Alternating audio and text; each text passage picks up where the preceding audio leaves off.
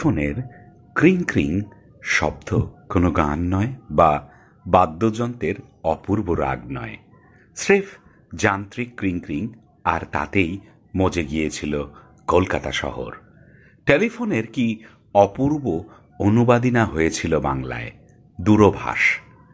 কত রকম বিবর্তনের ভেতর দিয়ে গিয়ে কত রকম রূপ পাল্টে টেলিফোন দৌড়েছিল প্রায় ১৫০ বছর।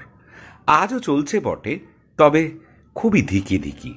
সেই দুরন্ত বেগ ক্রমহ্রাস্যমান। বিজ্ঞানের নানান আবিষ্কারই সমাজ জীবনের ঢের পরিবর্তন এনেছে, তবে টেলিফোন সমাজ জীবন থেকে শুরু করে ব্যক্তিগত সম্পর্কের নিবিড় আলাপচারিতাকে পর্যন্ত নিজের প্যাঁচানো তারে বেঁধে রেখেছিল।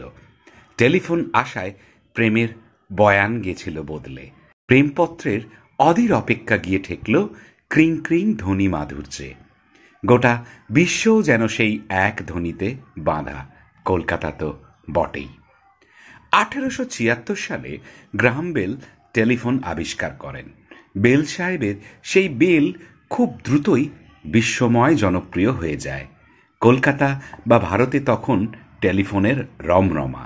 তবু 1879-তে লন্ডনে টেলিফোনের সাফল্য দেখে অনেক ইংরেজ ব্যবসায়ীও সেই ব্যবস্থাকে কলকাতায় নিয়ে আসতে চাইলেন। ইন্ডিয়ান টেলিফোন কোম্পানি লিমিটেড বা the Anglo Indian company limited আর্জি জানালেন সরকারের কাছে। পাছে টেলিগ্রাফের ব্যবসায় মার খায়, তাই সেই সময় দূরাভাষের ছাড়পত্র মেলেনি। কিন্তু 1881 সালেই অবস্থা বদলায়। এইবার আপনাদের একটা কথা বলে দিই। তবে এইরকম নানান রকম নথি পাওয়া গেছে যেখানে 1881 সালের অনেক আগে, প্রায় বছর 5 আগেই কিন্তু কলকাতায় টেলিফোন এসছিল বলে জানা যায়। সেটা আমি পরবর্তীতে আপনাদের জানাচ্ছি। ইংল্যান্ডের আন্তর্জাতিক টেলিফোন ব্যবসায়ী সংস্থা the oriental telephone company limited British সরকারের ছাড়পত্র আদায় করে।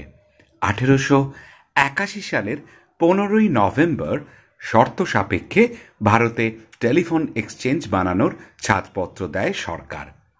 ওরিয়েন্টাল কোম্পানি কলকাতা, বোম্বে ও মাদ্রাজে প্রথম তা স্থাপন করে। কলকাতার ক্ষেত্রে নিয়ম ছিল দক্ষিণে উলুবেড়িয়া থেকে উত্তরে নৈহাটি পর্যন্ত টেলিফোন লাইন পাততে পারবে কোম্পানি। তবে এই টেলিফোনীয় যোগাযোগের সমস্ত সত্ত্ব কিন্তু তখনও সরকারের। সেই জন্যই কাউন্সিল হাউস স্ট্রিটের 7 নম্বর বাড়ির 4 তলায় প্রথম সেন্ট্রাল এক্সচেঞ্জ স্থাপিত হয়। ভারতবর্ষে টেলিফোনের প্রথম যুগে গ্রাহক সংখ্যা ছিল মাত্র 50 জন। সেই তালিকায় বাঙালি ছিল একজনই। তিনি ছিলেন শিবকৃষ্ণ দা অ্যান্ড কোম্পানির তৎকালীন মালিক পক্ষ। আর 1882 সালে সেই গ্রাহক সংখ্যা বেড়ে দাঁড়ায় 74 জনে। ব্যক্তিগতভাবে যে বাঙালি প্রথম টেলিফোন ব্যবহার করেছিলেন তিনি ছিলেন বাবু সাগরলাল দত্ত। পেশায় তিনি ছিলেন একজন ব্যবসায়ী। কলুটলার কাছে 14 নম্বর গোপালচন্দ্র লেনে ছিল তার বসবাস। কলকাতায় প্রথম টেলিফোন গাইড বেরিয়েছিল 1882 সালে। তখন অবশ্য তার পৃষ্ঠা সংখ্যা ছিল মাত্র 1। ক্রমশ সেই গাইড বই কিন্তু আস্তে আস্তে মোটা হতে থাকে। পরবর্তীকালে বিপুল বিশাল গাইডের চেহারা আমরা অনেকেই দেখেছি। 1924 সালের গাইড বুক যদি আপনি দেখেন, সেখানে মিলবে রবীন্দ্রনাথ ঠাকুরের ফোন নম্বর, লেখা স্যার রবীন্দ্রনাথ টেগর, বড়বাজার, 1945। আর দেশবন্ধু চিত্তরঞ্জন দাসের নাম্বার ছিল দক্ষিণ-618। শান্তিনিকেতনে টেলিফোনে শুরু হওয়ার দিনে তো রীতিমতন আড়ম্বর লেগে গিয়েছিল এবং কবিতা শুনিয়ে টেলিফোন কেন্দ্রের উদ্বোধন করেছিলেন স্বয়ং বিশ্বকবি রবীন্দ্রনাথ ঠাকুর নিজেই। অনেকগুলো বছর টেলিফোন জুড়ে ছিল কলকাতার সঙ্গে একাত্ম হয়ে। অনেক গল্প, সিনেমা জুড়ে এই টেলিফোন, তাতে ক্রস কানেকশনের জমাটি গল্প। সে যেন এক মজার দুনিয়া ছিল। একসময় সরাসরি নম্বর ঘুরিয়ে অন্য নম্বরে ফোন করা যেত না। কল অপারেটর নামক সেতুটি পেরিয়েই যেতে হতো তখন। পরে অবশ্য অবস্থা ধীরে ধীরে বদলেছিল। এর মধ্যেও দীর্ঘদিন গোটা পাড়ার একটি বাড়িতেই টেলিফোন, সেখানে পাড়ার লোকেরা অবিরল যাতায়াত, কিংবা রাস্তার মোড়ের টেলিফোন বুথ, আর তারপর এসটিডি আইএসডি কত কিছু জড়িয়ে এক রাজ্য ছেড়ে অন্য রাজ্য, এক দেশ ছেড়ে অন্য দেশ টেলিফোনের তার দৌড়ে গেছিল। টেলিফোনের তার দৌড়চ্ছে, অবশেষে সেখানেও ছেদ পড়ল। এলো মোবাইল, আর এই মোবাইল এসে ল্যান্ডফোনের একচেটিয়া বাজারে গভীর থাবা নামিয়ে দিয়েছিল। সঙ্গে সঙ্গে mail, WhatsApp, messenger, social networking site, ক্রিং ক্রিং শব্দের আর কি দরকার। এখন ল্যান্ডফোন এসে দাঁড়িয়েছে শুধু অফিস ঘরের কাজে, তাও সেটা সংখ্যায় ধীরে ধীরে কমে যাচ্ছে। সেসব আর ক্রস কানেকশন হয় না।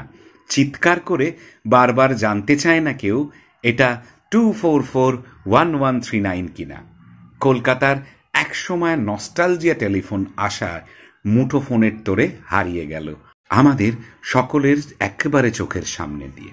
তবে কলকাতায় 1881 সালের আগেও বেশ কিছু নথি থেকে জানা যায় যে তারও প্রায় 5 বছর আগে, অর্থাৎ 1877 সালে লিউক সাহেব প্রথম এই টেলিফোন ব্যবহার করছিল।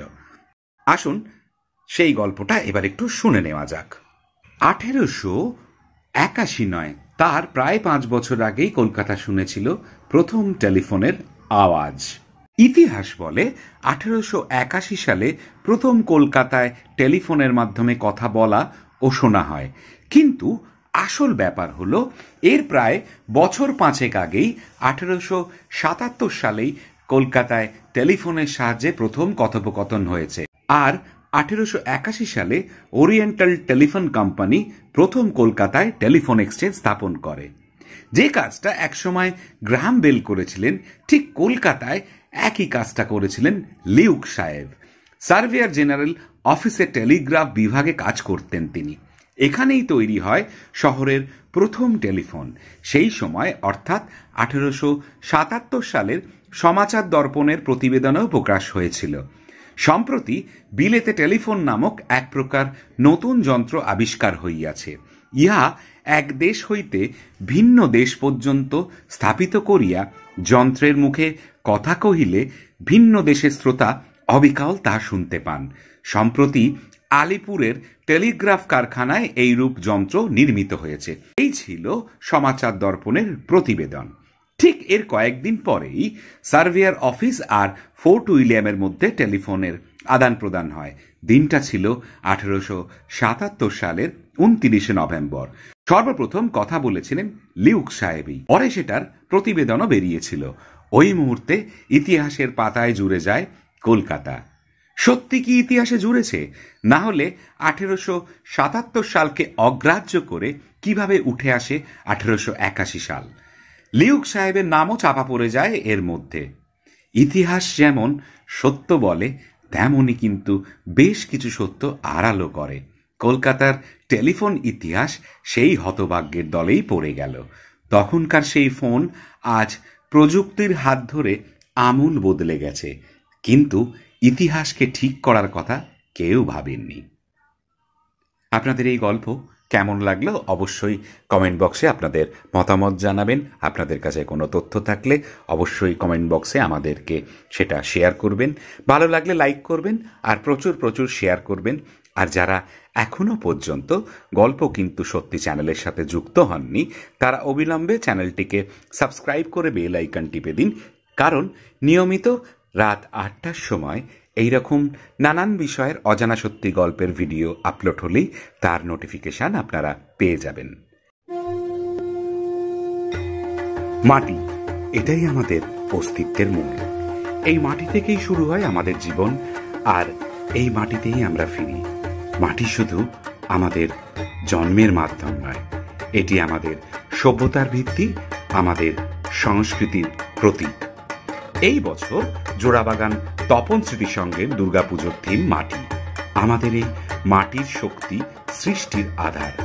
মাটি যা আমাদের জীবন দেয়, যা দিয়ে গড়ে ওঠে আমাদের দেবীর মূর্তি, আমাদের ঘরবাড়ি, আমাদের ভবিষ্যৎ।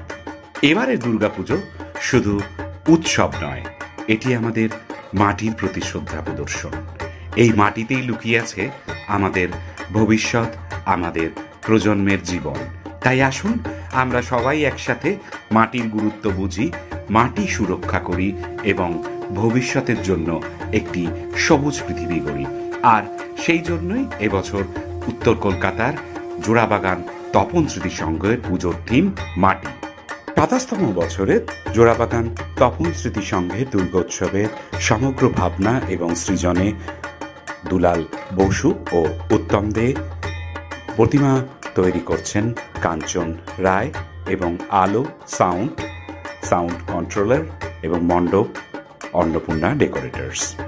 আপনাদের সকলকে এই পুজোয় রইল সাদর আমন্ত্রণ। তো আজ এ পর্যন্ত। আগামীকাল ঠিক রাত ৮টার সময় আমি আবার আপনাদের সামনে হাজির হব নতুন একটি গল্প নিয়ে।